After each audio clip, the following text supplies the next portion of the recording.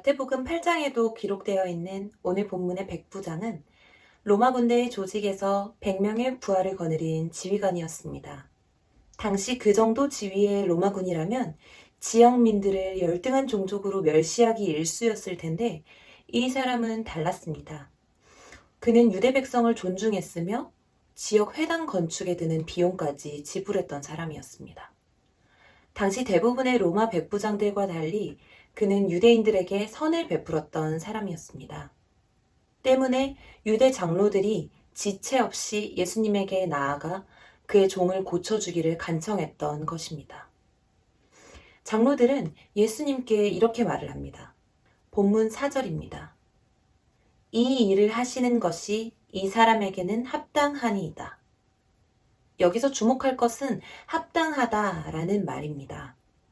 본문의 백부장이 유대민족을 도와주었던 사람이었기 때문에 예수님도 유대인으로서 그 혜택을 받은 은혜에 보답을 하는 것이 당연하다는 식으로 말한 것입니다. 좀 도와주시라. 도와주셔야 한다. 도와주셔도 된다. 라고 말한 거죠. 그러나 6절에서 백부장은 이렇게 말합니다. 내 집에 들어오심을 나는 감당하지 못하겠나이다. 백부장은 자신이 그동안 유대 백성들에게 베푼 것에 대한 공로를 근거로 보은을 요구하지 않았습니다. 다만 겸손하게 예수님을 존경하며 예수님께 수고를 끼치지 않기를 바라는 마음을 가질 뿐이었습니다. 또한 백부장은 예수님의 말씀 한마디로 자신의 종의 생명을 되찾을 것으로 확신할 정도로 예수님의 권위와 능력을 인정하고 있었습니다. 피지배 민족의 한 사람을 자기 자신보다 훨씬 높인다는 것은 놀라운 겸손이 아닐 수 없습니다. 하나님은 겸손한 자를 기뻐하십니다. 겸손한 자를 귀하게 여기시고 그에게 하나님의 능력을 나타내십니다. 그 겸손은 다른 것이 아닙니다. 본문의 백부장처럼 말씀을 믿는 것입니다. 백부장은 하나님을 두려워했고 예수님의 특별하고 분명한 이적들을 전해 듣고 예수님에게 하나님의 능력이 함께하고 있다는 점을 깨달았던 것입니다. 진정한 겸손과 믿음은 하나님을 경외하는 것에서 시작됩니다.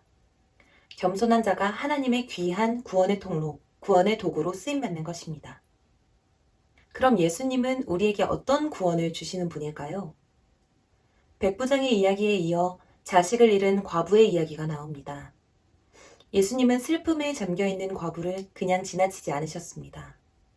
그 어떤 소망도 남아있지 않은 가련한 여인을 예수님께서 위로해 주셨습니다.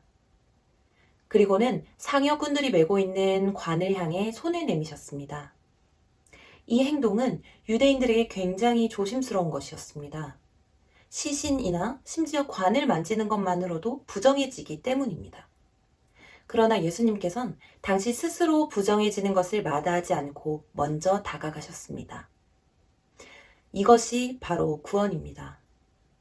분명 구원은 예수 그리스도를 믿는 믿음으로 받습니다. 앞서 이야기한 것처럼 예수님께서는 백부장의 믿음을 보시고 백부장의 종을 고쳐주셨습니다.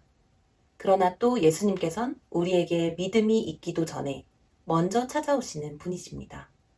우리가 아직 죄인 되었을 때에 그리스도께서 우리를 위해 죽으심으로 하나님께서 우리에 대한 자기의 사랑을 확증하셨느니라 하는 로마서 말씀처럼 말입니다.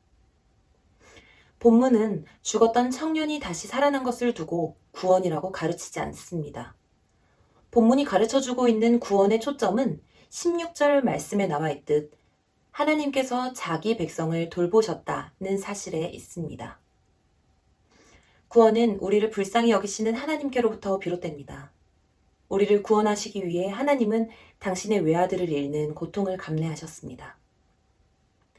이것이 하나님께서 우리를 사랑하시는 방식이며 우리를 구원하시는 방식입니다. 믿음은 하나님 아버지의 사랑을 그저 받아들이는 것입니다.